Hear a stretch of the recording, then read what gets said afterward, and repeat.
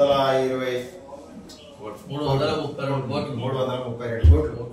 ఇంత పెద్ద భారీ ప్రాజెక్ట్ ఇది 10 మంది చేయని, 20 మంది చేయని, 100 మంది చేయని, 100 మంది వరకే రాని ఈ పని. కానీ ఒక్క 100 మంది మన వాళ్ళు లక్షాధికారులు అయ్యే అవకాశం ఉన్నది కదా. 5 నుండి 10 రాష్ట్ర స్థాయి సంఘాలు ఉన్నాయి కదా ఎక్కడికక్కడ. ఇది రాష్ట్ర రాజధానిలో సమస్య కదా. ఈ సమస్య మీదనే ఈరోజు అందరం కూర్చున్నాం కదా. పిలుపు కూడా అదే ఇచ్చినాం కదా. తెలంగాణలో ఉన్న రాష్ట్ర స్థాయి సంఘాలన్నీ రామని చెప్పినాం కదా.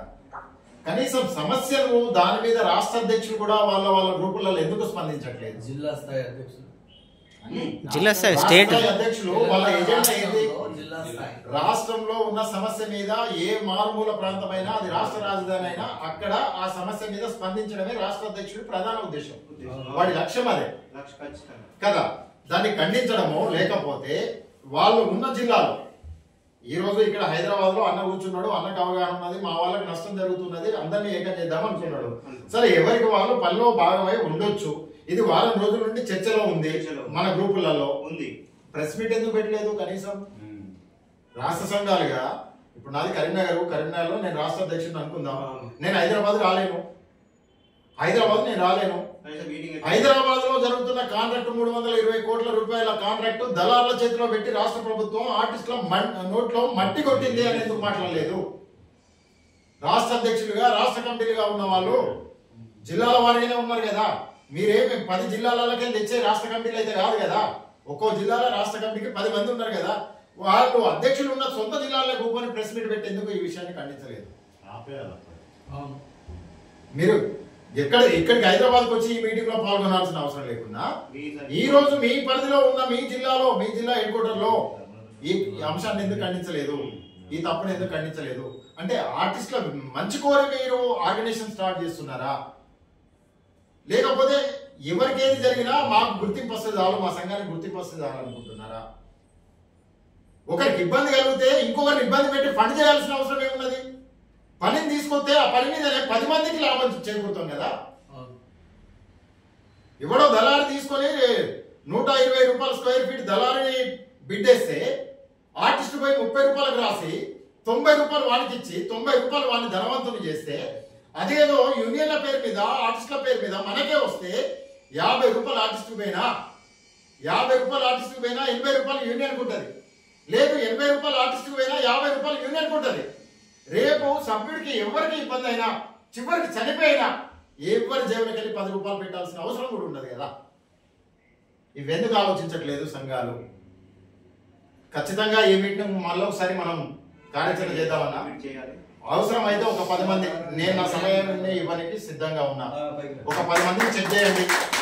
10 మంది జిల్లాలకే వెళ్దాం అవసరమైతే.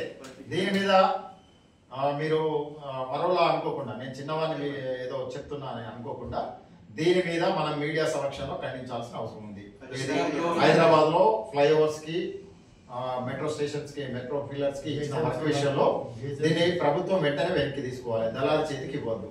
దీని మీద ఒక ప్రెస్ మీట్ చేద్దాం. ఎక్కడ సోమాజిగూడ గానీ, బషీర్బాగ్ గానీ ప్రెస్ మీట్ చేద్దాం. ఇంకా రాష్ట్రాయి సంఘాలని చెప్పేటి వస్తాయా రావా తర్వాత విషయం. అవి తర్వాత విషయం. వాళ్ళు వాళ్ళ స్థాయిలో ఎక్కడ ఖండిస్తారో ఖండించని. మనకు అనుసంధానంగా ఉండే జిల్లా సంఘాలు ఉంటే వాటికి చెప్పండి.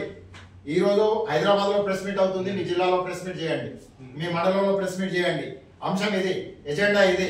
ప్రభుత్వాన్ని నిందిస్తూనే, ప్రభుత్వాన్ని విజ్ఞప్తి చేస్తూనే, జలాన్ని ఖండిస్తూనే, మన బతుకులు వివరిస్తూనే ఒక మీడియా సమావేశం పెట్టండి అనే పిలుపును మనం ఈ రోజు ఈ సమావేశం నుండి పిలుపునిచ్చేసి, ఈ డే ఆఫ్టర్ టుమారో లేకపోతే రేపే మనం ప్రెస్ మీట్ పెట్టి ముందు దీన్ని ఖండించాలి ఈ అంశాన్ని. అంటే ప్రభుత్వం ఎంతసేపు దళారికి ఇచ్చేసి చేతులు దులుపుకుంటది.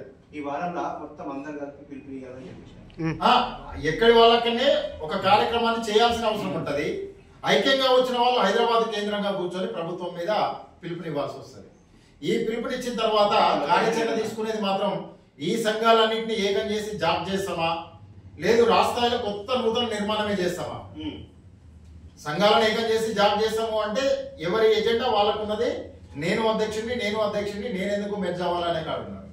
లేదు అంటే అంశాన్ని ముందుకు నడిపిద్దాం అనుకునే లుక్ మైండెడ్ పీపుల్స్ ఎవరైనా ఉంటే వాళ్ళని కలుపుకొనైనా కొత్తగా వచ్చే సంఘాలన్నిటి కలుపుకొని కొత్త ఎజెండా పెట్టుకొని ఎజెండాలో ఖచ్చితంగా రేపు భవిష్యత్తులో మనం పెట్టే మీటింగ్ కానీ యూనియన్ కానీ జాబ్ కానీ జిల్లా స్థాయిలో జాబులు ఉండాలి. జాబ్ పెడితే ఆ జిల్లా స్థాయి జాబులో ప్రతి నెల మీటింగ్ పెట్టుకోవాలి. రాష్ట్ర స్థాయి జాబ్ ప్రతి నెల మీటింగ్ కంపల్సరీ జరపాలి. ఎవరికి ఎంత పనున్నా జాబులో క్రియాశీలకంగా ఉండే 30 నుండి 40 మంది సభ్యులు ప్రతి నెల జాబ్ ఆఫీస్కి రావాలి. వాళ్ళ అనుభవాలను ప్రకటించాలి, సమస్యలను తీసుకురావాలి, వాటి పరిష్కార మార్గాలు కూడా చేసే విధంగా ఆ సమావేశాలు నిర్వహించాలి. సో ఆ రకంగా ముందుకు పోయే కార్యక్రమాలు జరగాలి. ఇదైతే మంచి కార్యక్రమం, మంచి ఆలోచన. అన్న మిమ్మల్ని అందరిని అభినందిస్తున్నా. ఏదేమైనా 8-10 సంవత్సరాలుగా మీరు ఎక్కడ కోట్ల అధిపతులు ఉండే చోట మీరు ఒక బ్యానర్ పెట్టుకొని మేము ఇంకా ఉన్నాము అంటే కోట్లున్న కాడ కూడా మాకు ఎంత పెద్ద సమస్య ఉన్నది అనేది మీరు చెప్పకనే చెప్తున్నారు. అది అర్థమవుతుంది. ఇండస్ట్రీ అంటే మామూలుది కాదు. దాంట్లో మనకి ఇచ్చేది చాలా తక్కువ, కానీ మనతో చేపించుకునే పని ఓ సినిమాలో స్క్రీన్ కు కావలసిన అద్భుతమైన రంగులు మనమే రుద్దుకోవాలి. కానీ మన జీవితాల్లో రంగు లేని ఒకే ఒక రంగు, నల్ల రంగు మిగిలిపోతుంది. మన జీవితానికి నల్ల రంగు మాత్రమే మిగిలిపోతుంది. ఇంద్రధనుసును మించిన రంగులన్నీ మనమే తయారు చేస్తున్నాం, కానీ మనకు మిగులుతున్న బతుకు మొత్తం నల్ల రంగు మాటనే గడుస్తుంది. కనుక వెలుగు నింపే కార్యక్రమాన్ని చేద్దాం. దానికోసం అందరం ప్రయత్నం చేద్దాం. నేను ఏదైనా కొంచెం అడ్వాన్స్ గా మాట్లాడినా పెద్దలు వేరే ఏమనుకోకుండా, మీరు బ్రష్ పెట్టినప్పుడు పుట్టనోని, కానీ సమాజం మీద ఈ ఆవేదన అంతా ఎందుకున్నది అంటే అనునిత్యం సంఘాలు వస్తున్నాయి పోతున్నాయి. తెలంగాణ తెచ్చుకున్నది ఎందుకు? మన బతుకులు మారాలని. ఈ తెలంగాణలో మన బతుకులు ఏమైనా మారినాయా? తెలంగాణ ఉద్యమంలో రోడ్ల మీద రాసినాం, గోడల మీద రాసినాం. తెలంగాణకు ఎంత మద్దతు ఇవ్వాలో అంత మద్దతు ఇచ్చినాం. వచ్చిన తెలంగాణలో సాంస్కృతిక విభాగం ఉంటుంది కదా, ఆ విభాగంలో గుర్తింపే లేకుండా పోయింది. అంతకుముందు ఆర్టిస్ట్ అనే గౌరవం ఉండే, ఇప్పుడు పెయింటర్ అనే అవహేళన మాట మన మీద మాట్లాడుతున్నారు. పెయింటింగ్ ఆర్టిస్ట్ అనేది తీసేసి ఒక పెయింటర్ గా పిలుస్తున్నారు. అంటే కించపరచడం అని కాదు, కానీ సున్నం వేసే వాళ్ళకి ఎలాంటి మర్యాద చేస్తున్నారో మనకు అలాంటి మర్యాద. ఈ విషయం రేవంత్ రెడ్డి కూడా అనుభవపూర్వకమైంది. ఆయన పెయింటర్ బాబు కళాకారులు అని చెప్పి కేటీఆర్ వాళ్ళు కూడా రేవంత్ రెడ్డిని కూడా కౌంటర్ చేస్తూ వాళ్ళు మాట్లాడిన పెయింటర్లను కించపరుస్తూ దాని మీద ఏ రాష్ట్ర సంఘం అన్నా స్పందిస్తుందని నేను 4 గ్రూపులలో వేసిన. అసలు ఎక్కడ ప్రెస్ మీట్స్ ఉండవు. ప్రతినిత్యము ఒక సంఘం పెడితే ప్రతినిత్యం సమస్య ఉంటది. సమస్య మీద నాయకుడు ఎంతనే ఉండాలి. సంఘం పెట్టుకొని నాయకుడు పని చేసుకుంటే ఎందుకు మన సంఘం? నేనేమంటున్నా, ఇప్పుడు రానున్న రోజుల్లో పెట్టే సంఘం కూడా క్లియర్ గా 10 మంది కన్నదులు పెట్టుకొని తిరుగుతున్నా వాళ్ళని చేసుకుంటే వెళ్ళిపోవడం అంతే. సమస్య అనునిత్యం సమాజంలో నాంతనే దానికి పరిష్కారం దొరుకుద్ది. మన మధ్య నాంతే ఏముండదు అంతే. సో దాన్ని ముందు కార్యాచరణ చేసుకొని ముందుకు పోదాం. అందరూ ఇలాంటి విషయంలో ముందుకు పోతారని